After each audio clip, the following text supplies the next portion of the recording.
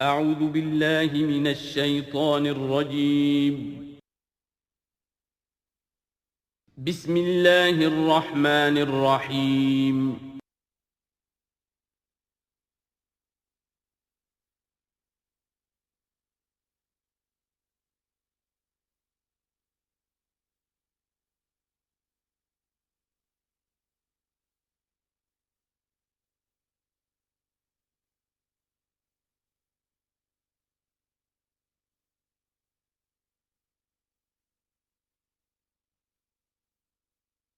اعوذ باللہ من الشیطان الرجیم بسم اللہ الرحمن الرحیم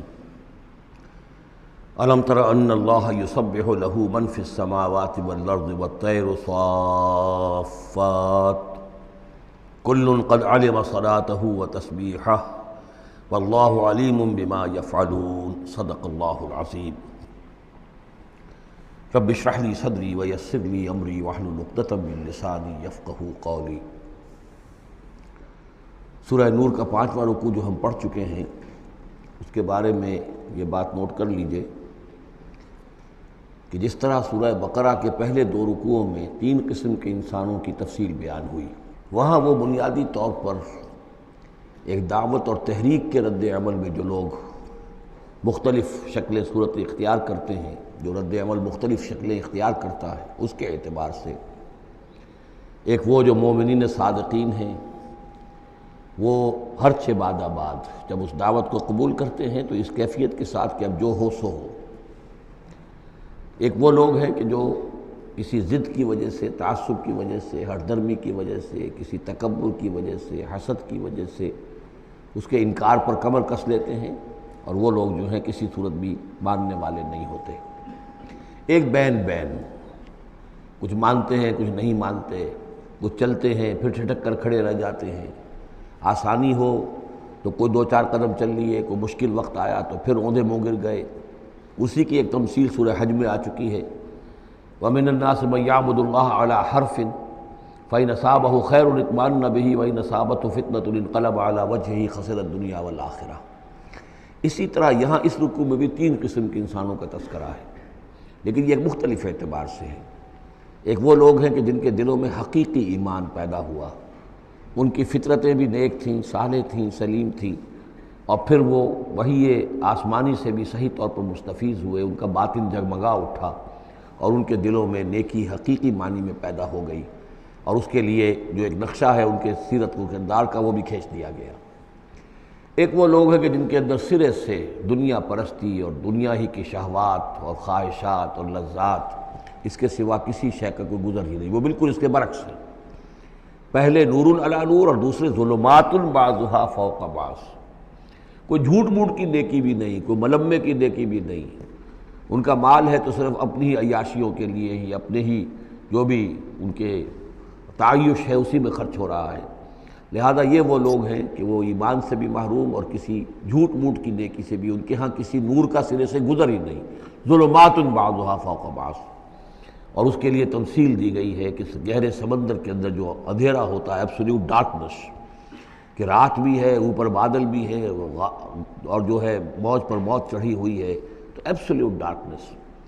ایک فرینچ امیر البحر تھا جو اسی آیت کو پڑھ کر ایمان لے آیا تھا، اس کی ساری عمر گزری تھی سمندروں کے اندر، اور وہ جانتا تھا کس قسم کی ڈارکنس ہوتی ہے وہاں۔ اس نے کہا کہ پتہ کیا کہ کیا محمد نے صلی اللہ علیہ وسلم کبھی بحری سفر کیے تھے؟ جب اسے معلوم ہوا کہ انہوں نے کبھی بحری سفر کیا ہی نہیں، تو اس نے کہا کہ پھر یہ ثابت ہو گیا کہ یہ اللہ کا کلام ہے، ورنہ یہ تشبیہ جو ہے کوئی شخص اس کو وہ تو دے سکتا ہے کہ جس نے بحری سمندر کیے ہوں اور جس سے اندازہ ہو، اور وہ سمندر کے اندر کبھی اس نے غوطے بھی لگائے ہوں، اور وہ ایبسلیوٹ ڈارکنس کا کانسیپٹ۔ بہرحال یہ دوسری انتہا۔ بیچ میں وہ لوگ ہیں، بین ہیں، کچھ نیکیاں بھی کرتے ہیں، حقیقی ایمان سے محروم ہیں، نہ اللہ پر نہ یوم آخر پر ان کا پختہ ایمان نہیں ہے، لیکن یہ کہ اپنے ضمیر کو مطمئن کرنے کے لیے کچھ نہ کچھ، یا دنیا میں کوئی نام کمانے کے لیے یا کوئی اور شہرت حاصل کرنے کے لیے وہ کچھ نیکیاں کرتے ہیں، تو ان کی نیکیوں کی مثال سراب کسی ہے۔ الم تر ان اللہ یسبح له من فی السماوات والارض، کیا تم دیکھتے نہیں ہو کہ اللہ کی تسبیح کرتی ہے وہ سب چیزیں، وہ سب وہ کرتے ہیں، وہ سب جو آسمانوں میں ہے اور جو زمین میں ہے، اور نہ صرف آسمانوں اور زمین میں بلکہ ان دونوں کے مابین جو السماء میں جو ہے وَالطَّيْرُ صَافَّاتٍ، اور یہ جو پرندے ہیں جو اپنے پروں کو پھیلائے ہوئے ہیں یہ بھی اللہ کی تسبیح کر رہے ہیں۔ کُلٌّ قَدْ عَلِمَ صَلَاتَهُ وَتَسْبِيحَهُ،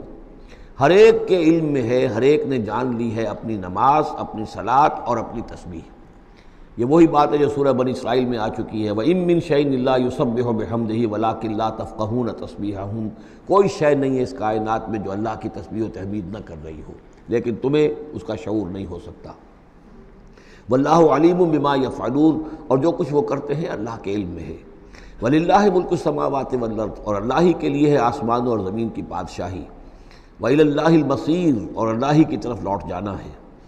الم تر ان اللہ یسجی سحابا، کیا تم دیکھتے نہیں ہو کہ اللہ تعالیٰ ہانک کر لاتا ہے بادلوں کو؟ کہاں سے ہوائیں لے کر چل رہی ہیں بادلوں کو؟ کہیں تو بے آف بنگال سے وہ اٹھی ہیں مانسون کی ہوائیں، اور کہاں تک پہنچ جاتی ہیں؟ پاکستان تک۔ ان اللہ یسجی سحابا ثم یؤلف بینہ، پھر ان بادلوں کو آپس میں جوڑ دیتا ہے۔ ثم یجعلہ رکاما، پھر ان کو تہ بر تہ کر دیتا ہے۔ اب یہ تہ بر تہ کا معاملہ جو ہے، دیکھیے ہوائی سفر جس نے کیا ہے اسے اس کا تجربہ ہوتا ہے۔ جب جہاز چڑھتا ہے تب بھی وہ جب بادلوں کے اندر سے گزرتا ہے تو صاف نظر آتا ہے ایک تہ، اس کے بعد پھر خلا ہے، پھر ایک اور تہ، پھر خلا ہے، پھر ایک اور تہ، اترتے ہوئے بھی اسی طریقے سے تہ بر تہ بادل۔ رکامن فتر الودق یخرج من خلالہ، تو تم دیکھتے ہو کہ بارش برستا ہے ان دونوں، ان کے بین سے، ان کے بیچ سے برستی ہے بارش، پانی برستا ہے۔ وَيُنَزِّلُ مِنَ السَّمَاءِ مِن جِبَالٍ فِيهَا مِن بَرَدٍ، اور اللہ تعالیٰ اتارتا ہے آسمان سے وہ پہاڑ بھی کہ جن میں وہ اولے ہوتے ہیں، یعنی یہ کہ اولے جو آ رہے ہیں زمین پر تو معلوم ہوتا ہے کہ جیسے ان کے بھی کوئی پہاڑ ہے آسمانوں کے اندر۔ فَيُصِيبُ بِهِ مَن يَشَاءُ، تو اللہ تعالیٰ یہ اولے برسا دیتا ہے جس پر چاہتا ہے، یعنی جس کی کھیتی برباد اللہ کو کرنی ہوتی ہے کسی سبب سے، اس کی کھیتی کے اوپر یہ اولے جا کے برس جاتے ہیں۔ وَيَصْرِفُهُ عَن مَّن يَشَاءُ، اور ان کا رخ پھیر دیتا ہے جس سے چاہتا ہے۔ ایسا بھی ہوتا ہے بعض اوقات کہ بالکل ایک کھیت جو ہے وہ بالکل تباہ و برباد ہو گیا ہے اور برابر کا کھیت بالکل ٹھیک ہے، اس کے اوپر کوئی اولا نہیں گرا۔ یکاد ثنا برقہ یذھب بالابصار، اور اس کی جو بجلی کی کوند ہے وہ اس قریب ہے کہ وہ لوگوں کی نگاہوں کو اچک کر لے جائے۔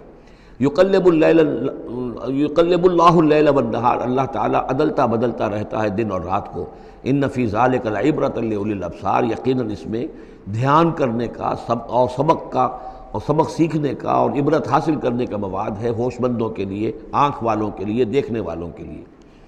واللہ خلق کل دابۃ من ماء، اور اللہ نے بنائی ہے ہر جاندار چیز اس زمین کے اوپر پانی سے۔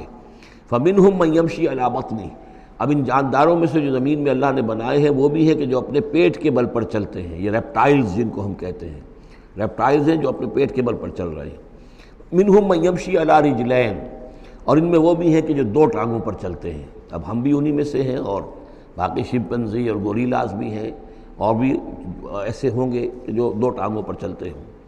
وَمِنْهُمْ مَنْ يَمْشِي عَلَىٰ أَرْبَعٍ، سب سے زیادہ کثیر تعداد جو ہے وہ زمینی حیوانات کے اندر ان کی ہے کہ جو چار پر چلتے ہیں۔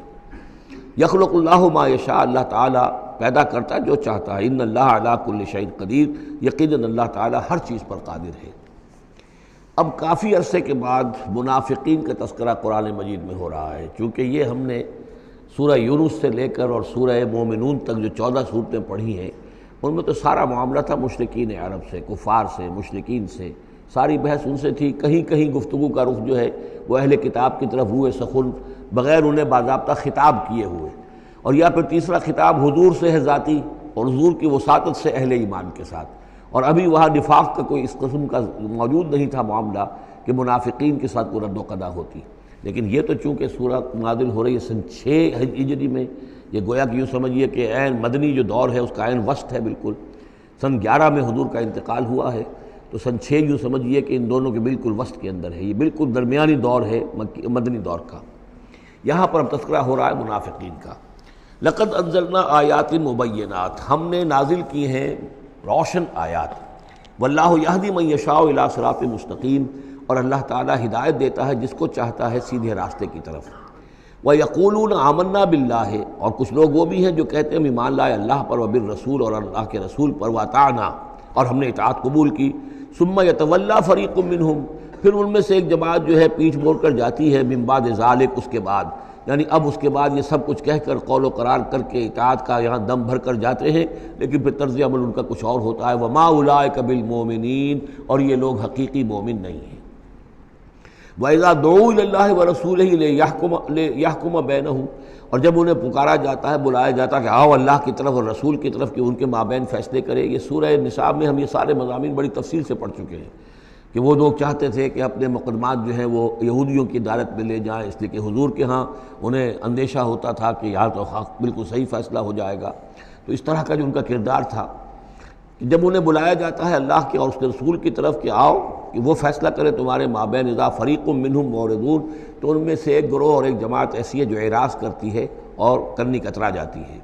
وَإِن يَكُن لَهُمُ الْحَقُّ يَأْتُوا إِلَيْهِ مُذْعِنِينَ، اور اگر وہ ان کو معلوم ہو کہ حق ہمارے ساتھ ہے،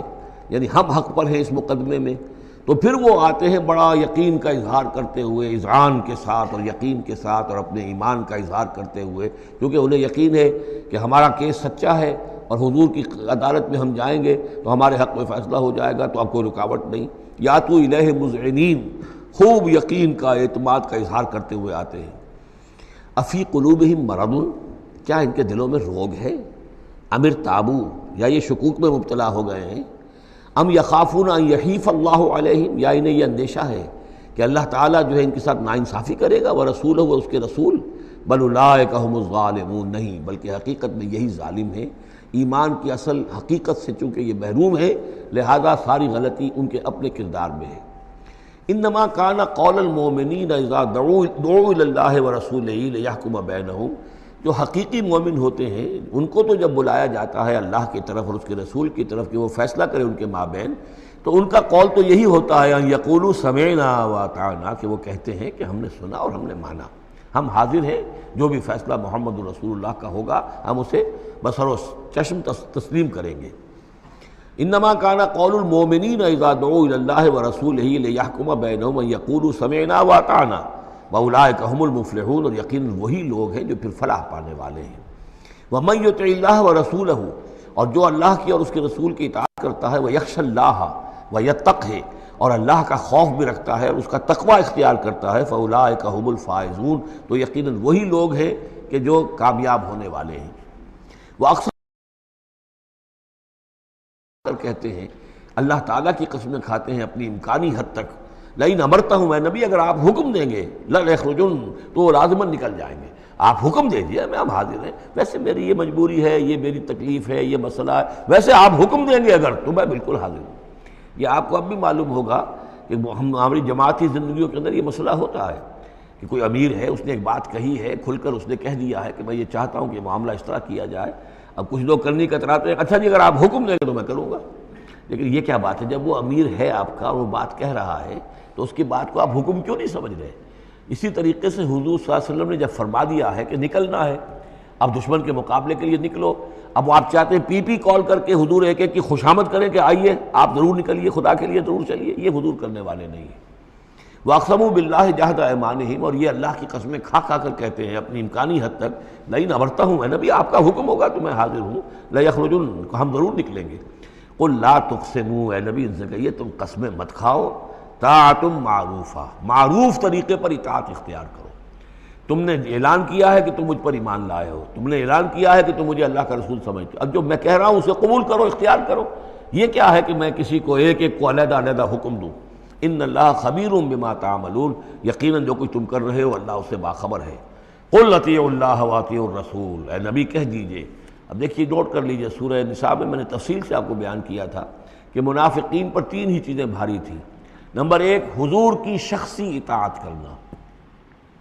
نمبر دو، جہاد اور قتال کے لیے نکلنا، نمبر تین، ہجرت۔ تین ایشوز کے اوپر بڑی تفصیل سے وہاں گفتگو ہو چکی ہے۔ یہاں اطاعت رسول کو جو ہے، جو پہلا مضمون تھا سورہ نساء میں، اسی کو زیادہ موقت کیا جا رہا ہے۔ قل اطیعوا اللہ واطیعوا الرسول، کہیے ان سے اطاعت کرو، اللہ کی اطاعت کرو، اس کے رسول کی صلی اللہ علیہ وسلم۔ فإن تولوا، پھر اگر یہ پیٹھ موڑ لیں، اگر تم منہ پھیرو گے، اگر منہ موڑ لو گے، فإنما علیہ ما حمل، تو سن لو ہمارے نبی پر ذمہ داری ہے اس کام کی جو ہم نے ان پر ڈالا ہے۔ وعلیکم ما حملتم، اور تم سے باز پرس ہوگی اس کی جو تمہارے اوپر ڈالا گیا ہے۔ یعنی نبی نے جو ذمہ داری تھی اللہ کا دین تم تک پہنچایا، اللہ کے احکام پہنچا دیے، ان کا کام جو ہے اس پر ختم ہو گیا۔ اب اطاعت کرنا، اس کی تعمیل کرنا، اس کے حکم پر چلنا، اللہ کے دین کے لیے تن من دھن لگانا، اور یہ سارا کام تمہیں کرنا ہے۔ تو جو ان کی ذمہ داری ہے وہ ادا کریں گے، اور اللہ کے ہاں ان کے بارے میں سوال کر لیا جائے گا، اور جو تمہاری ذمہ داری ہے ظاہر بات ہے کہ اس کے جواب بھی تمہیں کرنی ہے۔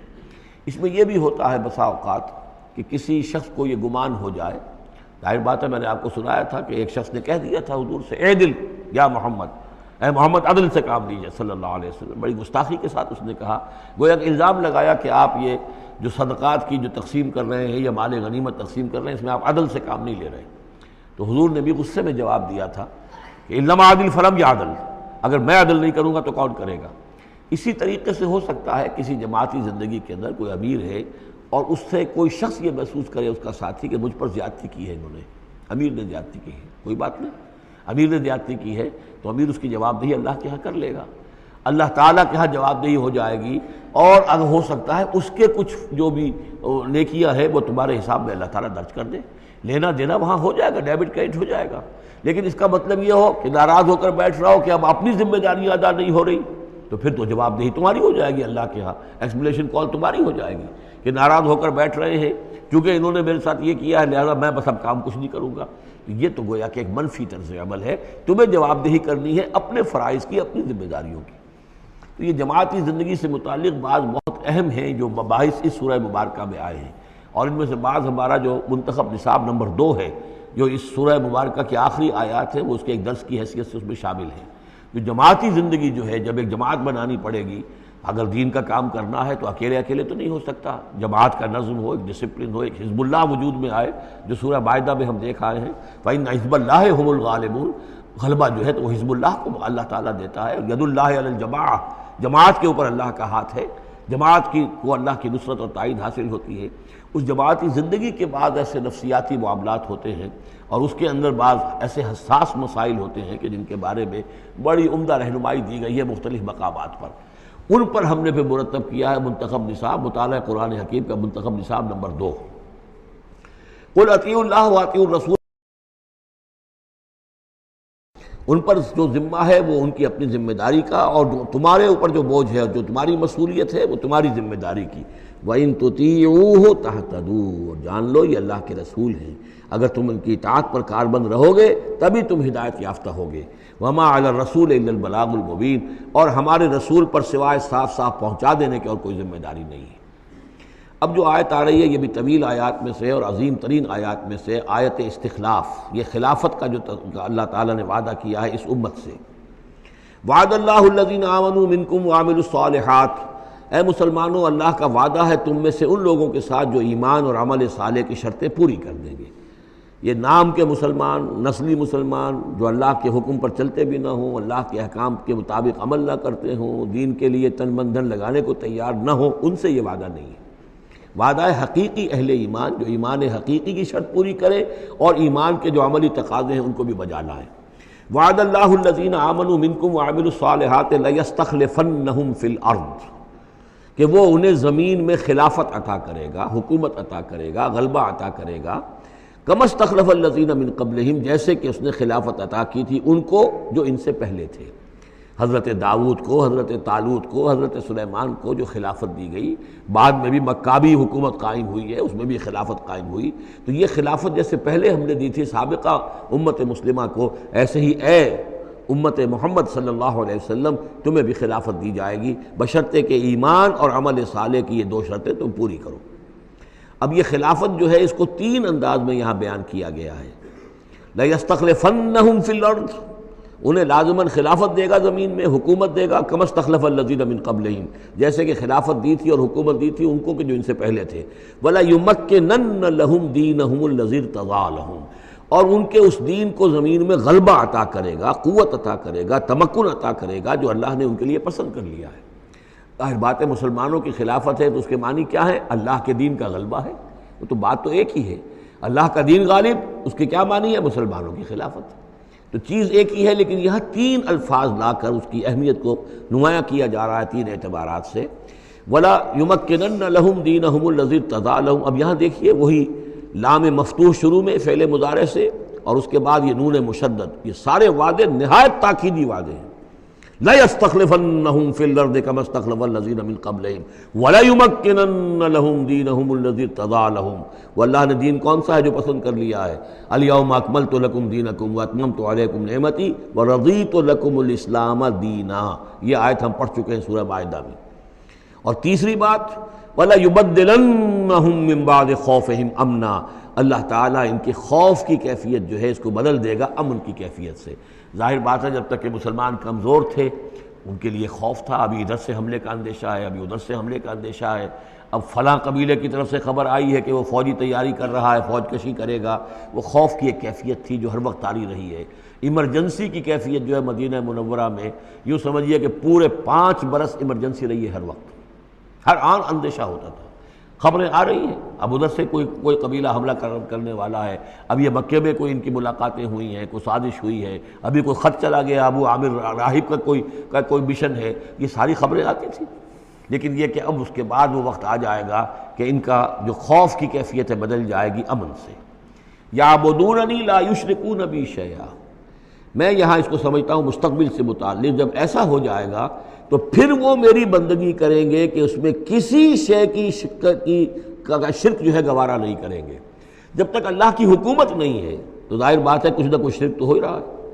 اب ہم یہاں رہ رہے ہیں، پاکستان میں رہ رہے ہیں، اللہ کا دین تو قائم نہیں ہے، قانون کس کا ہے؟ اللہ کا تو نہیں ہے۔ تو گویا کہ ہم قومی اعتبار سے، اجتماعی اعتبار سے کفر اور شرک میں زندگی بسر کر رہے ہیں۔ ہاں ہمارا اپنا کوئی عقیدہ فرض کیجئے ہے بھی ٹھیک، بالکل مشرکانہ اوہام سے ہم نے اپنے آپ کو پاک کر لیا ہے، اور توحید فی العقیدہ ہماری بالکل صحیح ہے، لیکن سوال یہ کہ ہم اس ملک کے شہری ہیں، اس ملک کا دستور ہے، اس ملک کے اندر جو ہے اللہ کی حکومت اور اللہ کے قانون کی بالادستی نہیں ہے، تو اس کے کیا معنی؟ ہم بھی اس کے شہری ہونے کی حیثیت سے اس میں ملوث ہیں۔ تو یہ ہے کہ یہ توحید کامل اس وقت ہوگی جب یکون الدین کلہ للہ، جب دین کل کا کل اللہ کے لیے ہو جائے گا۔ عملاً توحید کی تکمیل اس وقت ہوگی۔ یعبدوننی، میری بندگی کریں گے، لا یشرکون بی شیئا، اور میرے ساتھ کسی شے کو شریک نہیں کریں گے۔ ومن کفر بعد ذلک فاولئک هم الفاسقون، اور جو اس کے بعد بھی کفر کریں تو پھر وہ تو فاسق ہیں، ناہنجار ہیں، سرکش ہیں۔ اس کے بھی دو معنی ہو سکتے ہیں، جب دین کا غلبہ ہو گیا پھر بھی جو کفر کرے وہ تو معلوم ہوا کہ اس کے اندر خیر سرے سے ہے ہی نہیں۔ ایک یہ ہے کہ باطل کا غلبہ ہے، باطل کے غلبے میں کسی بندہ مومن کے لیے ایمان لانا مشکل ہے، ایمان پر قائم رہنا مشکل ہے، اسلام پر عمل کرنا مشکل ہے۔ لیکن جب دین غالب ہو گیا ہو تو اب تو ظاہر بات ہے کہ اب تو ساری رکاوٹیں دور ہو گئیں۔ اب تو ایک شخص کی کسی کی اپنی فطرت ہی میں کجی آ چکی ہے، کوئی پرورٹڈ نیچر کا شخص ہے، تبھی وہ رہے گا کہ جو اسلام سے دور رہے۔ ومن کفر بعد ذلک فاولئک هم الفاسقون، اور میرے نزدیک اس کا ایک مفہوم یہ بھی ہے کہ ہمارے ان 3 پختہ وعدوں کے بعد بھی جو شخص کمر ہمت نہ کس لے اور اس کام کے لیے کھڑا نہ ہو جائے، گویا کہ وہ ہماری بات کا کفر کر رہا ہے، انکار کر رہا ہے، اسے ہمارے ان وعدوں پر یقین نہیں ہے۔ ومن کفر بعد ذلک فاولئک هم الفاسقون، تو وہ تو گویا کہ فاسق ہیں اور سرکش ہیں اور ناہنجار ہیں۔ اس آیت کو ذہن میں رکھیے، اور اس حدیث کو آج میں چاہتا ہوں کہ اس کا متن بھی آپ کو سنا دوں کہ اس کی خبر دی ہے محمد رسول اللہ صلی اللہ علیہ وسلم نے۔ تاریخی اعتبار سے تو یہ نوٹ کر لیجئے، یہ سن 6 ہی کے اندر، ابتدائی میں سن 6 کے یہ آیت نازل ہوئی۔ سن 6 ہی میں صلح حدیبیہ ہو گئی، انا فتحنا لک فتحا مبینا، گویا کہ اس آیت کا جو مصداق ہے وہ ظاہر ہونا شروع ہو گیا۔ سن 7 میں غزوہ خیبر ہوا، اللہ نے بہت بڑا مال غنیمت مسلمانوں کو دیا۔ سن 8 میں مکہ فتح ہو گیا۔ سن 9 میں موپنگ اپ آپریشن ہو گیا، اعلان کر دیا گیا حج کے اندر کہ آئندہ سے یہاں کوئی مشرک نہیں آئے گا، اور اب تمہارے لیے اتنی مہلت ہے، کوئی معاہدہ قائم نہیں رہے گا، جو معاہدے ہیں میعادی ان کی میعاد ختم ہوتے ہی معاہدہ ختم، اور جن کی میعاد کوئی نہیں تھی ان کے لیے ہم 4 مہینے کی میعاد مقرر کر رہے ہیں کہ اس کے بعد کوئی معاہدہ کسی مشرک سے نہیں ہے، جب یہ مدت ختم ہو جائے گی قتل عام شروع ہو جائے گا۔ تو یہ تو اللہ تعالیٰ کی طرف سے جزیرہ نما عرب کے اندر دین کی تکمیل ہو گئی، خلافت قائم ہو گئی، اللہ کی حکومت قائم ہو گئی۔ جیسے حضرت داؤد خلیفہ تھے، یہاں حضرت محمد خلیفہ ہیں صلی اللہ علیہ وسلم، اس لیے کہ حاکم اب کون ہے؟ حضرت محمد صلی اللہ علیہ وسلم۔ اپنی زندگی میں تو حاکمیت جو بھی ہے آپ کے پاس ہے۔ اس کے بعد خلافت راشدہ میں پھر یہ خلافت کہاں سے کہاں پہنچی وہ آپ کو معلوم ہے، لیکن پھر ریورسل شروع ہو گیا۔ لیکن وہ حدیث میں آپ کو سنا رہا ہوں، حضرت نعمان بن بشیر سے مروی ہے رضی اللہ تعالیٰ عنہ، اور مسند احمد ابن حنبل میں یہ روایت ہے کہ حضور نے یہ فرمایا صلی اللہ علیہ وسلم تکون النبوۃ فیکم ما شاء اللہ ان تکون، مسلمانوں تمہارے مابین نبوت موجود رہے گی جب تک اللہ چاہے گا کہ رہے، یعنی میں موجود رہوں گا بنفس نفیس تمہارے مابین جب تک اللہ چاہے گا۔ ثم یرفع اللہ اذا شاء یرفعها، پھر اللہ تعالیٰ اس کو اٹھا لے گا جب چاہے گا، نبوت کو اٹھا لے گا، یعنی میرا انتقال ہو جائے گا تو ایک دور جو ہے وہ ختم ہو جائے گا۔ فرمایا ثم تکون خلافۃ علی منہاج النبوۃ، پھر خلافت ہوگی نبوت کے نقش قدم پر، نبوت ہی کے طریقے پر، ٹھیک وہی نظام جو محمد عربی صلی اللہ علیہ وسلم نے قائم کیا تھا، بعین ہی ایک بال کے فرق کے بغیر وہ نظام جو کا تو قائم رہے گا، خلافت علی منہاج النبوۃ۔ فتکون ما شاء اللہ وان تکون، یہ بھی رہے گا جب تک اللہ چاہے گا یہ دور۔ ثم یرفع اللہ اذا شاء یرفع، پھر اس دور کو بھی اللہ اٹھا لے گا جب اللہ چاہے گا۔ ثم تکون ملکن عاضا، پھر ملوکیت کا دور آئے گا، اور وہ کاٹ کھانے والی ملوکیت ہوگی، کاٹ کھانے والی ملوکیت، ظالم ملوکیت،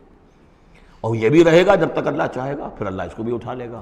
پھر چوتھا دور آئے گا ثم تکون ملکن جبریا، پھر غلامی کی ملوکیت ہوگی، یعنی یہ دور جو ہمارا گزرا ہے کولونیل دور، پہلے یہ کہ ملوک تھے، بادشاہ تھے، چاہے وہ بنو عباس میں تھے یا بنو امیہ میں سے تھے یا یہ کہ ترک تھے، مسلمان تو تھے، کلمہ گو تو تھے، ان میں کوئی نہ اچھا بھی ہوتا تھا، بہت اچھے لوگ بھی تھے، برے لوگ بھی تھے، لیکن مسلمان تو تھے، کلمہ گو تو تھے۔ لیکن چوتھا دور آیا کہ کہیں ہم انگریزوں کے غلام ہو گئے، کہیں ہم ولندیزیوں کے غلام ہو گئے، کہیں ہم فرانسیسیوں کے غلام ہو گئے، کولونیل پاورز۔ تو ہماری تو ملکہ معظمہ جو ہے ملکہ وکٹوریہ تھی،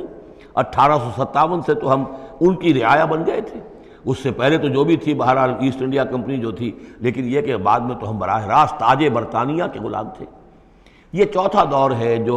تقریباً یوں سمجھیے کہ ابھی نصف میں پہنچا ہے، اس اعتبار سے کہ اگرچہ براہ راست وہ جو حکومتوں کا جو ہے جو یہاں پر تھا، جو بساط بچھی ہوئی تھی وہ لپیٹ دی گئی ہے، لیکن ابھی مالیاتی اعتبار سے ریموٹ کنٹرول سے وہی قوتیں ہیں کہ جو آج بھی کنٹرول کر رہی ہیں ہمیں، یہ ریموٹ کنٹرول ہے۔ ابھی یہ چوتھا دور ختم نہیں ہوا ہے، پہلے یہ براہ راست آکوپیشن اور اپنی حکومتیں اپنی فوجیں لا کر، اب یہ ہے کہ اس کے بغیر بائی پراکسی، چاہے ہمارے ہی آدمی بیٹھے ہوئے ہیں، لیکن اصل میں سارا جو ہے یہ مالیاتی جو ہے استعمار ہے، ایک نیا عالمی استعمار ہے۔ لیکن یہ استعمار جو ہے اس طرح کا کولونیل رول نہیں ہے کہ انگریز موجود ہیں، اس کی فوج موجود ہے، یا فرانسیسی فوج موجود ہے، یا اطالوی فوج موجود ہے، بلکہ یہ تو IMF اور ورلڈ بینک کا نظام ہے اس کے تحت، اور ملٹی نیشنل کمپنیوں کی۔ لیکن جو چوتھی جو خوشخبری کی بات ہے وہ یہ ہے کہ حضور نے فرمایا بالآخر یہ چوتھا دور بھی ختم ہو جائے گا، اور خوشخبری یہ ہے کہ ثم تکون خلافۃ علی منہاج النبوۃ، پھر دور آئے گا خلافت علی منہاج النبوۃ کا۔ ثم سکت رسول اللہ صلی اللہ، اس کے بعد حضور خاموش رہے، اس لیے کہ اس کے بعد پھر دنیا کے خاتمے کا معاملہ ہے۔ وہ خاتمے کے بارے میں عرض کر چکا ہوں، ایک طویل عرصے تک تو پوری دنیا میں وہ خلافت علی منہاج النبوۃ رہے گی، گلوبل، اس لیے کہ حضور نے یہ بتا دیا ہے کہ اب جب یہ خلافت علی منہاج النبوۃ کا نظام آئے گا تو کل روئے ارضی پر ہوگا۔ مسلم شریف میں روایت ہے، یہ حضرت ثوبان حضور کے ایک آزاد شدہ غلام تھے، جیسے کہ حضرت زید ابن حارثہ بھی حضور کے غلام تھے، آپ نے آزاد کر دیا تھا، اسی طرح حضرت ثوبان بھی ہے، مولا، ان ثوبان مولا رسول اللہ صلی اللہ علیہ وسلم۔ اس میں روایت کیا ہے، حضور نے فرمایا ان اللہ زوالی الارض، اللہ نے میرے لیے ساری زمین کو لپیٹ دیا یا سکیڑ دیا، فرائے تو مشارقہا و مغاربہا، تو میں نے سارے مشرق دیکھ لیے زمین کے، سارے مغرب دیکھ لیے، وَإِنَّ أُمَّتِي سَيَبْلُغُ مُلْكُهَا مَا زُوِّيَ لِي مِنْهَا، اور میری امت کی حکومت ان تمام علاقوں پر قائم ہو کر رہے گی جو اس طرح زمین کو سکیڑ کر یا لپیٹ کر مجھے دکھا دیے گئے۔ اور یہ روایت صحیح مسلم کی ہے۔ اسی طرح کی ایک اور حدیث ہے حضرت مقداد بن الاسود سے رضی اللہ تعالی عنہ کہ اس روئے ارضی پر کوئی گھر اور کوئی خیمہ نہیں بچے گا، یعنی سیٹلڈ جو علاقے ہیں جہاں گھر ہیں، شہر ہیں، گھر بنے ہوئے ہیں، مکان بنے ہوئے ہیں، یا نومیڈک ٹرائبز جہاں بھی ہیں کہ وہ اپنے خیمے لے کے ادھر سے ادھر جاتے رہتے ہیں، نہ کوئی گھر بچے گا، نہ خیمہ جس میں اللہ کا دین داخل نہ ہو جائے۔ بعز عزیز اور ذل ذلیل، یا تو یہ کہ گھر اور خیمے والا اسلام قبول کرے گا، اسلام اس کے گھر میں داخل ہوگا، اس کا بھی اعزاز ہوگا، اور یا وہ گھر والا اسلام قبول نہیں کرے گا لیکن اسلام کی بالادستی جو ہے تسلیم کرنی پڑے گی۔ یؤتوا الجزیۃ عن ید وہم صاغرون، یہ جو ہم پڑھ آئے ہیں سورہ توبہ کے اندر، تو گویا کہ اس کے گھر میں بھی اسلام تو آ گیا لیکن وہ بدبخت جو ہے اسلام کی نعمت سے اور اس کے اعزاز سے محروم رہا۔ یہ ہے وہ خبر کہ جو ہے صحیح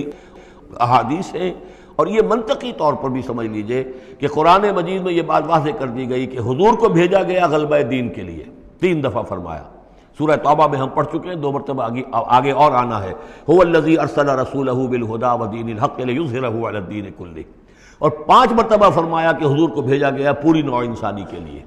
اس کی سب سے نمایاں اور سب سے جو لوگوں کے اندر عام طور پر معروف آیت ہے وہ یہ ہے، وَمَا أَرْسَلْنَاكَ إِلَّا كَافَّةً لِلنَّاسِ بَشِيرًا وَنَذِيرًا۔ ویسے ہم پڑھ آئے سورہ انبیاء میں وَمَا أَرْسَلْنَاكَ إِلَّا رَحْمَةً لِلْعَالَمِينَ، اس کا بھی مفہوم یہی ہے،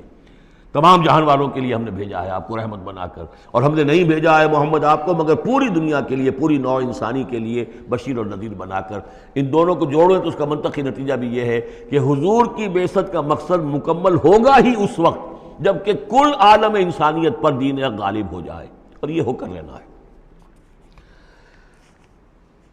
وَمَنْ كَفَرَ بَعْدَ ذَلِكَ فَأُولَٰئِكَ هُمُ الْفَاسِقُونَ وَأَقِیمُوا الصَّلَاةَ وَآتُوا الزَّکَاةَ، اور نماز قائم کرو اور زکوٰۃ ادا کرو، وَأَطِیعُوا الرَّسُولَ لَعَلَّکُمْ تُرْحَمُونَ، رسول کی اطاعت کرو تاکہ تم پر رحم کیا جائے۔ چونکہ روح سخن منافقین کی طرف ہے، اور میں نے آپ کو بتایا تھا ان پر جو شاخ گزر رہی تھی وہ در حقیقت رسول کی اطاعت تھی۔ بار بار کہتے تھے، یہ اپنے جی سے بات کہہ دیتے ہیں، آیت تو ابھی اتری نہیں، ابھی کوئی آیت تو آئی نہیں، قرآن میں تو ابھی یہ حکم آیا نہیں۔ یہ معاملہ جو ہے ان کو شاخ گزر رہا تھا حضور کی اطاعت۔ وَأَقِیمُوا الصَّلَاةَ وَآتُوا الزَّکَاةَ، اور نماز قائم کرو اور زکوٰۃ ادا کرو، وَأَطِیعُوا الرَّسُولَ لَعَلَّکُمْ تُرْحَمُونَ، اور اللہ رسول کی اطاعت کرو تاکہ تم پر رحم کیا جائے۔ لَا تَحْسَبَنَّ الَّذِينَ كَفَرُوا مُعْجِزِينَ فِي الْأَرْضِ، یہ کافر یہ نہ سمجھیں کہ وہ اللہ کو تھکا دیں گے یا ہرا دیں گے اس زمین میں، وَمَأْوَاهُمُ النَّارُ، ان کا ٹھکانہ آگ ہے، وَلَبِئْسَ الْمَصِيرُ، اور بہت برا ٹھکانہ ہے۔ یا ایھا الذین آمنوا لیستأذنکم الذین ملکت ایمانکم، اب وہی جو سماجی احکام کچھ دیے گئے تھے کہ اذن لیے بغیر تم داخل نہ ہو گھر میں، اور اس طرح کے آداب جو ہیں معاشرتی، ان کے ضمن میں مزید احکام آ رہے ہیں۔ یہ سورہ مبارکہ کی ترتیب یہ ہے، یوں سمجھیے کہ جیسے کوئی انگوٹھی ہو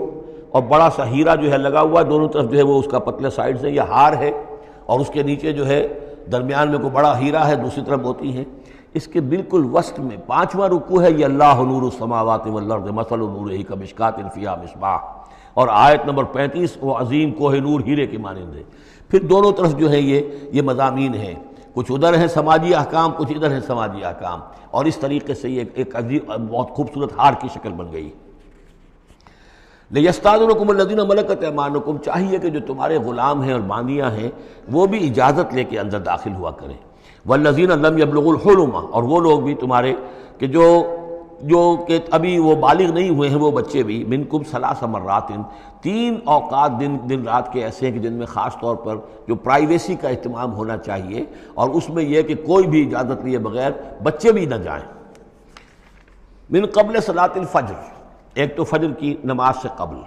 وحین تضعون ثیابکم من الظہیرۃ، اور جو تم ظہر کے وقت، ظہیرہ جس کو کہتے ہیں، اپنے کپڑے ذرا اتار کے سستاتے ہو، قیلولہ کرتے ہو، ہلکے کپڑوں کے اندر انسان لیٹتا ہے۔ ومن بعد صلاۃ العشاء، اور نماز عشاء کے بعد۔ 3 عورات لکم، یہ 3 اوقات تمہارے پردے کے اوقات ہیں، یہ تمہاری خاص پرائیویسی کے اوقات ہیں۔ لیس علیکم ولا علیہم جناح بعدہن، ان کے علاوہ عام حالات میں کوئی حرج نہیں ہے، بعدہن کہ وہ یعنی وہی تمہارے ملازم ہیں، تمہارے غلام ہیں یا باندیاں ہیں، یا اسی طریقے سے تمہارے بچے ہیں، طوافون علیکم بعضکم علی بعض، وہ آئیں جائیں گھروں کے اندر، ظاہر بات ہے کہ اس کمرے میں آئے ہیں، اس میں گئے ہیں، اس میں کوئی حرج نہیں ہے کہ وہ آئیں جائیں اور پھریں۔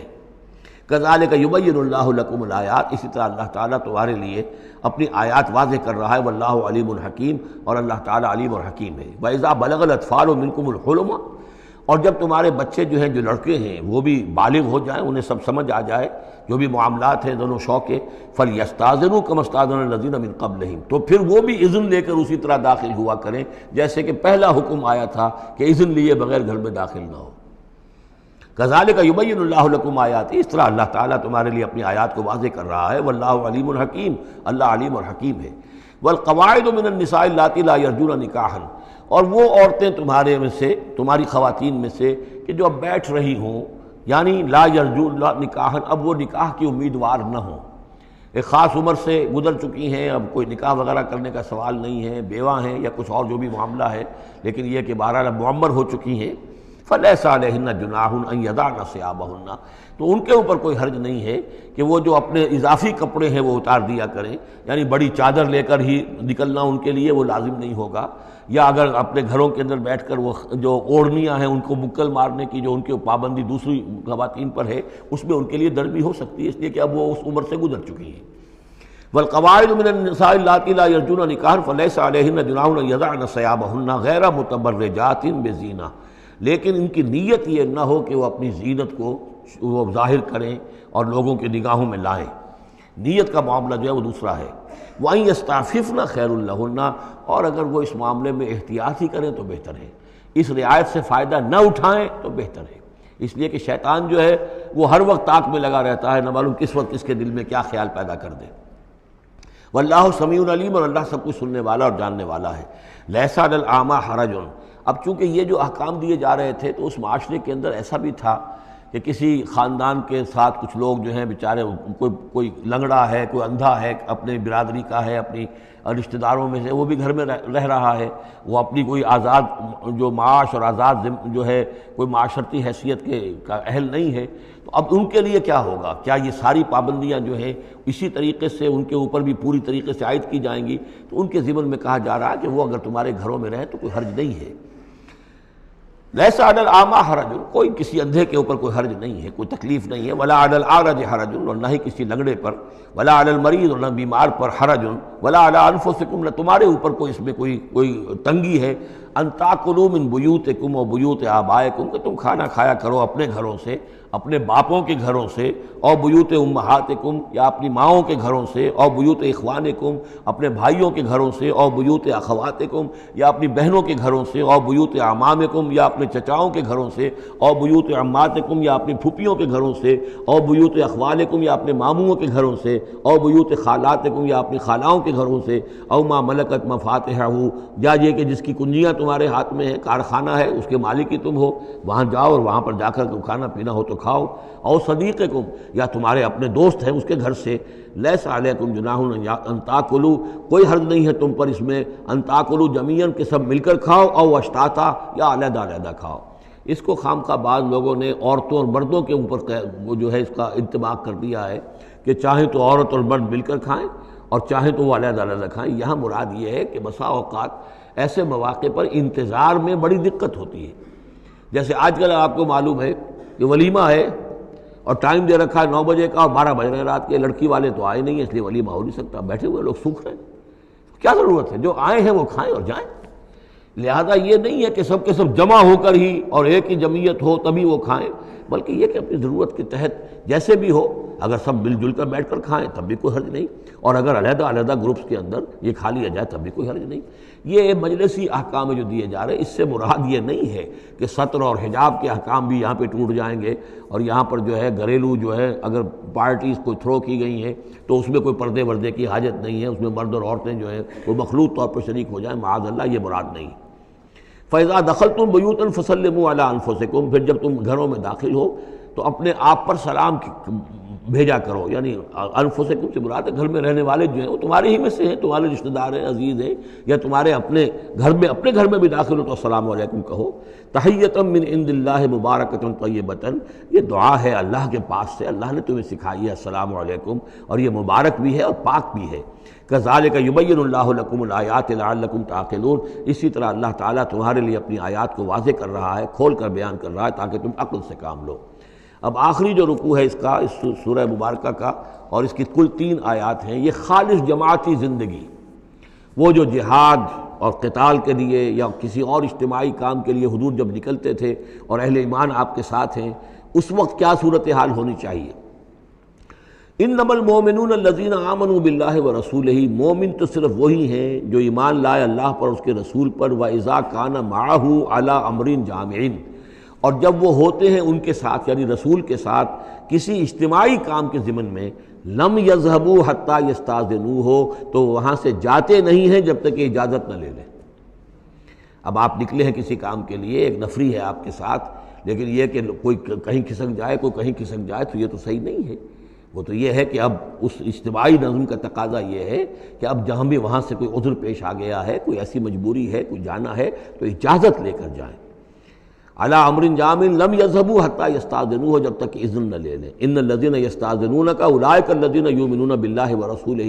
یقیناً جو اے نبی جو لوگ آپ سے اجازت لیتے ہیں وہی ہیں کہ جو ایمان رکھتے ہیں اللہ پر، اس کے رسول پر۔ فیستاذنوک، پھر جب وہ آپ سے کوئی اجازت مانگے، رخصت مانگے، لبعض شانہم، اپنی کسی عذر کی وجہ سے، فاذن لمن شئت منہم، تو اجازت دے دیجئے جسے آپ چاہیں۔ مطلب یہ ہے کہ جو لیڈر ہے، جو اس وقت سپہ سالار ہے، اسے معلوم ہے سچویشن کیسی ہے، میرے پاس پہلے ہی نفری، میرے پاس کوئی اضافی نفری ہے جس میں سے میں کسی کو ریلیو کر سکتا ہوں، یا پہلے ہی میرے پاس کم نفری ہے، اس میں کسی اور کی کمی جو ہے وہ اور زیادہ خطرناک ہو جائے گی نتائج کے اعتبار سے۔ لہذا یہ نہیں ہے کہ صاحب میں نے اجازت طلب کی ہے تو مجھے اجازت ملنی چاہیے، یہ نہیں، اجازت کیا ہوئی پھر؟ یہ تو وہی ہے جو تھانے داروں کسی معافی مانگتی ہے، اچھا میں نے تو کچھ نہیں کیا لیکن اگر آپ سمجھتے ہیں کہ میں نے کچھ کیا تو میں معافی مانگتا ہوں۔ تو یہ تو در حقیقت الٹی دھونس ہے کہ آپ بڑے کمینے آدمی ہیں، میں نے تو کچھ کیا نہیں تھا پھر بھی آپ سمجھ رہے ہیں کہ میں نے کچھ کیا ہے، تو میں اتنا اونچا ہوں کہ پھر میں معافی مانگتا ہوں۔ تو یہ در حقیقت وہ انداز نہیں ہے۔ اجازت تو طلب کرنی ہے تو یہ ہے کہ اجازت لے کر اجازت ملے، اور یہ اختیار جو ہے پھر اے نبی آپ کو ہے کہ آپ چاہیں تو اجازت دیں۔ فاذن لمن شئت منہم واستغفر لہم اللہ، اور اس پر بھی ان کے لیے استغفار کیجئے اللہ سے، کیونکہ انہوں نے ظاہر بات ہے اپنے کسی ذاتی کام کو زیادہ اہمیت دی ہے اس اجتماعی کام سے۔ یہ اجتماعی کام نبی کا ذاتی نہیں ہے، یہ دین کا کام ہے، اللہ کے دین کا کام ہے۔ دین کو غالب کرنا فرض منصبی اللہ کی طرف سے ہے ان پر، لہذا اس کے لیے تم ان کے ساتھ نکلے ہو۔ لہذا یہاں پر جو ہے اب اگر تم نے اپنے ذاتی کام کو اس دین کے کام سے اہم تر سمجھا ہے تبھی تو یہاں سے رخصت لے کر جا رہے ہو۔ یہ خود ایک ہلکی بات ہے، گویا کہ تم نے دین کے کام کو کمتر سمجھا ہے اللہ کے کام اپنے کام سے، اور اس کو اہمیت زیادہ دی ہے۔ لہذا استغفار، اے نبی ان کے لیے استغفار کیجئے، واستغفر لہم اللہ، اور ان کے لیے استغفار کیجئے، ان اللہ غفور الرحیم، یقیناً اللہ تعالیٰ غفور الرحیم ہے۔ ایک بات البتہ نوٹ کر لیجئے کہ یہ مضمون جب سورہ توبہ میں آیا ہے تو اس سے اگلا قدم ہے، یہ چونکہ ہے سن 6، وہ ہے سن 9، 3 سال میں فرق کیا واقع ہوا؟ ابھی تو فرمایا گیا ہے کہ جو اجازت لے کر جاتا ہے نبی وہ وہی ہے کہ جو واقعی ایمان رکھتا ہے، لیکن وہاں فرمایا گیا جو ایمان رکھتے ہیں وہ اجازت لیتے ہی نہیں۔ وہ جو موقع تھا وہ تھا نفیر عام کا موقع، وہ موقع تھا نہایت ہی یوں سمجھیے ایمرجنسی کا موقع، اس موقع پر اجازت طلب کرنا ہی در حقیقت اس بات کی علامت تھی کہ یہ منافق ہے، لہذا وہاں روکا گیا۔ آپ نے کیوں اجازت دے دی؟ اف اللہ عنک لما اذنت لہم، کیوں آپ نے اجازت دے دی؟ آپ کی اجازت آپ نہ دیتے تب بھی انہوں نے جانا نہیں تھا، تو ان کا جو نفاق کا پردہ چاک تو ہو جاتا نا، ان کی حقیقت تو کھل جاتی۔ تو یہ وقت کے حوالے سے ہے، اور اس کو درجہ بندی بھی کہہ سکتے ہیں۔ ایک وہ لوگ ہیں جو اس دین کے کام کے لیے اس درجے ہمتن اپنے آپ کو پیش کر چکے ہیں کہ دنیا کے کسی بھی کام کو اس سے اہم تر نہیں سمجھتے، وہ کیسے اجازت طلب کریں گے؟ اس سے نچلا درجہ ہے کہ وہ لوگ ہیں جو دین کے اس کام میں لگے ہوئے ہیں لیکن کم سے کم نظم کی اتنی پابندی تو کرتے ہیں کہ اگر کہیں انہیں ضرورت پیش آ گئی جانا ہے تو اجازت لے کر جائیں۔ اس سے نیچے وہ لوگ ہیں جو اجازت کے بغیر ہی کھسک گئے تو معلوم ہے ان کا تو سرے سے اس کام سے سرے سے کوئی تعلق ہے ہی نہیں۔ تو درجہ بندی ہے، سیڑھیاں ہیں، اوپر کی سیڑھی کے اعتبار سے درمیانی سیڑھی نیچے ہے، لیکن نیچے والی سیڑھی کے اعتبار سے درمیانی اونچی ہے۔ تو یہ ریلیٹیو معاملہ جو ہے رہے گا کہ ایک وہ لوگ ہیں جو سرے سے اس کا بھی خیال نہیں کرتے کہ اجازت لیں، اجتماع ہے، کوئی اس کی معذرت بھی نہیں کی ہے، نہ بعد میں کی ہے، نہ پہلے کہا ہے کہ میں نہیں آ سکتا، معلوم ہوا کہ انہیں کوئی سرے سے احساس ہی نہیں ہے کہ ہم کسی نظم کے پابند ہیں اور ہماری کوئی ذمہ داری ہے۔ اس سے بہتر کم سے کم وہ لوگ ہیں کہ جو اپنا عذر پیش کر دیتے ہیں، اجازت لے لیتے ہیں۔ لیکن اس سے بھی بہتر اونچا درجہ ہے کہ دنیا کے کسی بھی کام کو دین کے اس کام سے اہم تر مت سمجھو، اللہ تعالیٰ تمہارے کام سنوارے گا، اللہ تعالیٰ تمہاری ذمہ داری قبول کر لے گا، تم اللہ کے کام کے لیے نکلو۔ لا تجعلوا دعاء الرسول بینکم کدعاء بعضکم بعضا، تم یہ رسول کا بلانا اپنے مابین ایسے نہ سمجھ لو جیسے تمہارا آپس میں ایک دوسرے کو بلانا ہوتا ہے۔ بلانا یہ بھی ہے، آپ نے کسی کو دعوت دی، میرے گھر آئیے کھانا کھائیے، رسول نے دعوت دی، کیا یہ برابر ہو جائے گا معاملہ؟ لیکن ایک بلانا یہ ہے کہ رسول پکار رہا ہے تمہیں کہ آؤ اللہ کی راہ میں چلو میرے ساتھ، ایک یہ کہ کوئی عام آدمی آپ کو کہہ رہا بھائی میرا ایک کام ہے، ذرا میرے اس کام کے لیے تھوڑی دیر کے لیے آ جائیے، کچھ مجھے چاہیے، مدد چاہیے۔ تو زمین و آسمان کا فرق ہو گیا۔ اور تیسرے معنی اس کی یہ بھی ہے کہ دعا سے مراد یہ کہ مخاطب ہونے کا انداز، تم جس طرح ایک دوسرے سے بات کر لیا کرتے ہو ایسے رسول کے ساتھ بات نہ کر لیا کرو، ان کے مقام کو، ان کے ادب کو۔ یہ سورہ حجرات میں جا کر تفصیل سے یہ بات آئے گی، لا ترفعوا اصواتکم فوق صوت النبی ولا تجہروا لہ بالقول کجہر بعضکم لبعض ان تحبط اعمالکم۔ تو یہ تینوں مفہوم اس کے ہیں۔ قد یعلم اللہ الذین یتسللون منکم لواذا، اللہ کو خوب معلوم ہے تم میں سے وہ لوگ جو اوٹ لے کر کھسک جاتے ہیں، یعنی کہیں نکلے تو ہیں، درج ہو گیا کہ یہ بھی جانے والوں میں ہے، کہیں دیکھا کہ کوئی دیکھ نہیں رہا کھسک گئے، یا اجتماع ہے بیٹھے ہوئے ہیں وہیں پر اب بات آئی ہے کہ اب ایک مہم درپیش ہے، اب انہیں سمجھ میں آ گیا کہ اب نام مانگے جائیں گے، کون لوگ اس کے لیے اپنے آپ کو والنٹیئر کرتے ہیں، تو اس سے پہلے کہ وہ مرحلہ آئے وہ وہاں سے کھسک جائیں۔ یتسللون منکم، جو سٹک جاتے ہیں، کھسک جاتے ہیں آنکھ بچا کر لواذا۔ فلیحذر الذین یخالفون عن امرہ، تو انہیں ڈرنا چاہیے کہ جو رسول کے معاملے میں، رسول کے بات کی مخالفت کرتے ہیں، ان تصیبہم فتنۃ، کہ ان پر کوئی عذاب اللہ کی طرف سے آ جائے، کوئی پکڑ آ جائے، کوئی بہت بڑی آزمائش آ جائے، اور یصیبہم عذاب علیم، یا ان کے اوپر کوئی بہت بڑا دردناک عذاب آ جائے۔ الا ان للہ ما فی السماوات والارض، آگاہ ہو جاؤ، یقیناً اللہ ہی کے لیے ہے جو بھی کچھ ہے تمام آسمانوں میں اور جو بھی کچھ ہے زمین میں۔ قد یعلم ما انتم علیہ، اللہ خوب جانتا ہے کہ تم کس مقام پر کھڑے ہو، تمہاری حیثیت کیا ہے، حقیقت کیا ہے، ایمان کتنا ہے، کتنے پانی میں ہو، تمہارے اعمال کیسے ہیں، ما انتم علیہ، جس حال میں تم ہو اللہ خوب جانتا ہے۔ وَيَوْمَ يُرْجَعُونَ إِلَيْهِ، اور جس دن کہ وہ لوٹائے جائیں گے اللہ کی طرف، فَيُنَبِّئُهُم بِمَا عَمِلُوا، تو اللہ تعالیٰ ان کو جتلا دے گا جو کچھ کے عمل انہوں نے کیے ہوں گے۔ واللہ بکل شیء علیم، اور اللہ ہر چیز کا علم رکھنے والا ہے۔ یہاں تیسرا گروپ جو ہے مکی اور مدنی صورتوں کا وہ ختم ہو گیا۔ مکی صورتیں 14، مدنی صرف ایک، سورہ نور۔ اب یہ چوتھا گروپ شروع ہو رہا ہے، اور اس میں 8 صورتیں جو ہیں وہ مکی آئیں گی، جن میں سے 4 الف لام میم سے شروع ہوں گی، سورہ عنکبوت اور سورہ روم، سورہ لقمان، سورہ سجدہ، اور 4 جو ہیں یہ مختلف، ایک تو بغیر کسی حروف مقطعات کے ہے، یہ سورۃ الفرقان، یہ پہلی ہے، اور پھر 3 جو ہیں ان کے اندر مختلف جو ہیں آئیں گے حروف مقطعات۔ یہاں سے وہ گروپ اب شروع ہو رہے ہیں کہ جن کا مرکزی مضمون توحید ہے، اس لیے کہ اگرچہ ویسے یہ چوتھا گروپ شروع ہو رہا ہے، لیکن چونکہ مکی صورتوں کا تو یہ تیسرا ہی گروپ ہے۔ مکی پہلی صورت، پہلے گروپ کے اندر صرف سورہ فاتحہ ہے، وہ ویسے بھی مکی مدنی کی تقسیم سے بلند تر ہے، تو گویا کہ 2 جو پہلے گروپ آئے، جن میں سے پہلے میں صرف 2 مکی صورتیں تھیں، الانعام، الاعراف، دوسرے میں یہ 14 سورہ یونس سے لے کر مومنون تک، بلکہ ہاں مکی صورتیں۔ اب یہ تیسرا گروپ ہے سورۃ الفرقان سے لے کر اور سورہ سجدہ تک، یہ 8 صورتیں ہیں۔ اس کے بعد مدنی صورت آئے گی سورہ احزاب، اور سورہ احزاب مانوی اعتبار سے جوڑا ہے سورہ نور کا۔ بسم اللہ الرحمن الرحیم، تبارک الذی نزل الفرقان علی عبدہ لیکون للعالمین نذیرا۔ بڑی بابرکت ہے وہ ہستی جس نے کہ الفرقان نازل فرمایا اپنے بندے پر۔ یہ تیسری صورت ہے کہ جس کے مطلع میں پہلی آیت میں حضور کا جو تذکرہ ہے وہ عبد کی نسبت سے ہے۔ سورہ بنی اسرائیل، سبحان الذی اسریٰ بعبدہ لیلا من المسجد الحرام الی المسجد الاقصی۔ سورہ کہف، الحمدللہ الذی انزل علی عبدہ الکتاب، اور یہاں پر اب یہ تیسری صورت ہے، تبارک الذی نزل الفرقان علی عبدہ لیکون للعالمین نذیرا، تاکہ ہو جائیں تمام جہان والوں کے لیے خبردار۔ اس قرآن کے ذریعے سے محمد الرسول اللہ کی رسالت ہے جو تا قیام قیامت جاری رہے گی۔ جس کو بھی قرآن پہنچ گیا، حضور کا انذار پہنچ گیا، وہ آیت یاد کر لیجئے سورہ انعام میں آئی تھی، قل اوحی الی ھذا القرآن لانذرکم بہ ومن بلغ، جس کو بھی قرآن پہنچ جائے، اب آگے پہنچانا امت کا کام ہے۔ الذی لہ ملک السماوات والارض، وہ کہ جس کے لیے ہے بادشاہی آسمانوں اور زمین کی، ولم یتخذ ولدا، یہ بہت مشابہ ہے سورہ بنی اسرائیل کی آخری آیت سے، اس نے کسی کو اپنی اولاد نہیں بنایا، ولم یکن لہ شریک فی الملک، اور نہ ہی اس کا کوئی ساجی ہے حکومت میں، حکومت کے اختیارات میں، حاکمیت میں، وخلق کل شیء، اور اسی نے ہر شے کو پیدا کیا، وہ خالق ہے تنہا، باقی سب مخلوق ہیں،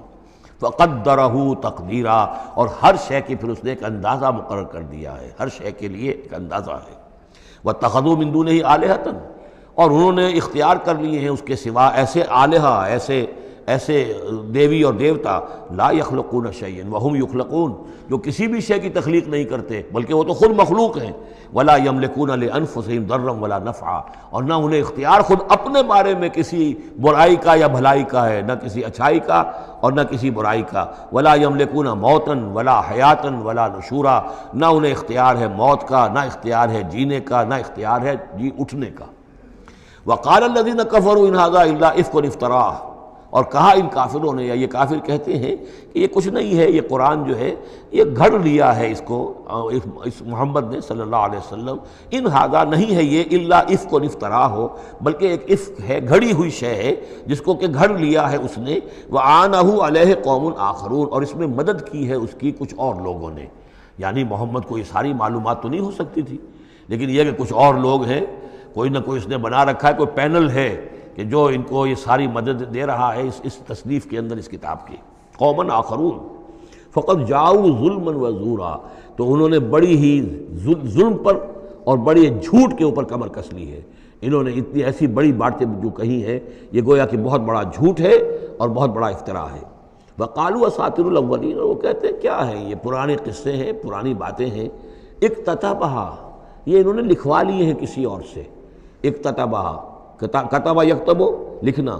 اکتتاب باب افتعال ہوگا، کسی سے کچھ لکھوا لینا، اکتتبھا، انہوں نے لکھوا لی ہیں چیزیں، فہی تملا علیہ بکرۃ واصیلا، اور یہ ان کو پھر ڈکٹیٹ کرائی جاتی ہیں، املا کرائی جاتی ہیں صبح شام۔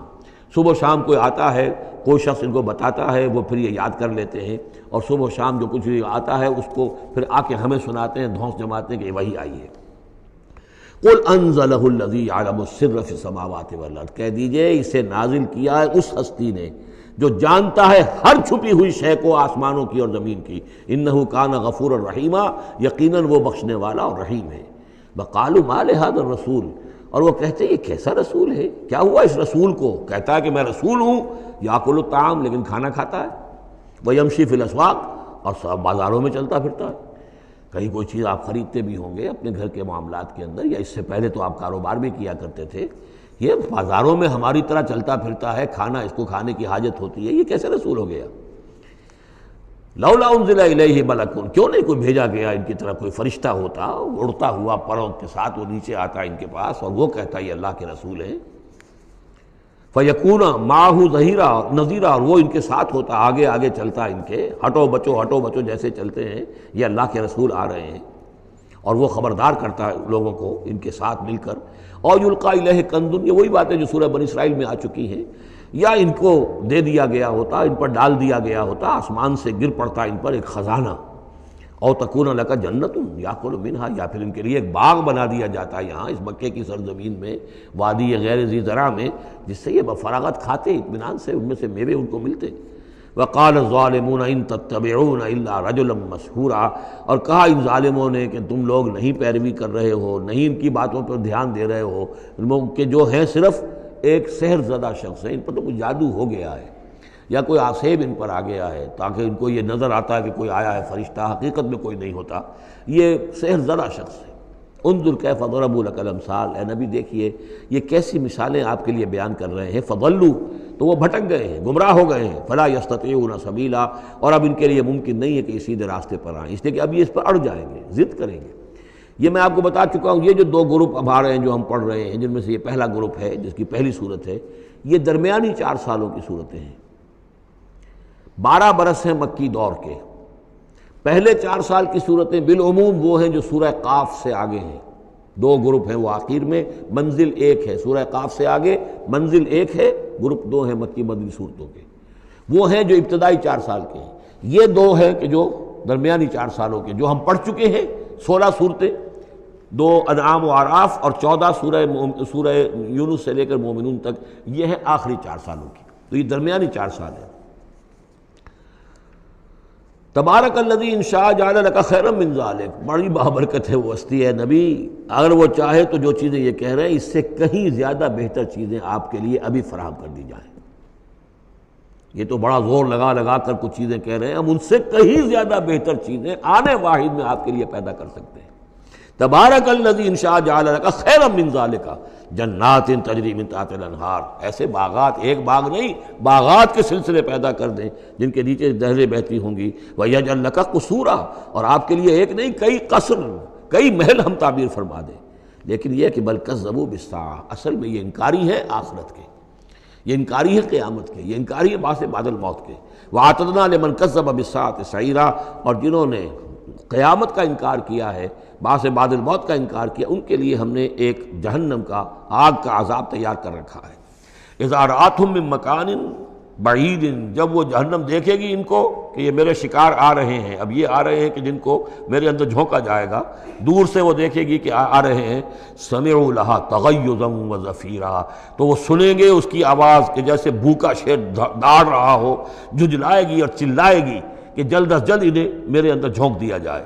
وَإِذَا أُلْقُوا مِنْهَا مَكَانًا ضَيِّقًا، اور جب وہ پھینک دیے جائیں گے اس میں ایک بڑے تنگ مکان میں، تنگ جگہ میں، مقرنین، اور وہ زنجیروں میں جکڑے ہوئے ہوں گے، دعوا هُنَالِكَ ثُبُورًا، اس وقت پھر وہ موت کی دعا کریں گے، ہائے موت آ جائے کسی طرح، ہم نسیہ منسیہ کر دیے جائیں، ہمارا یہ زندگی کا سلسلہ جو ہے شعور ختم ہو جائے۔ لَا تَدْعُوا الْيَوْمَ ثُبُورًا وَاحِدًا، تب کہا جائے گا اب آج ایک موت نہ مانگو،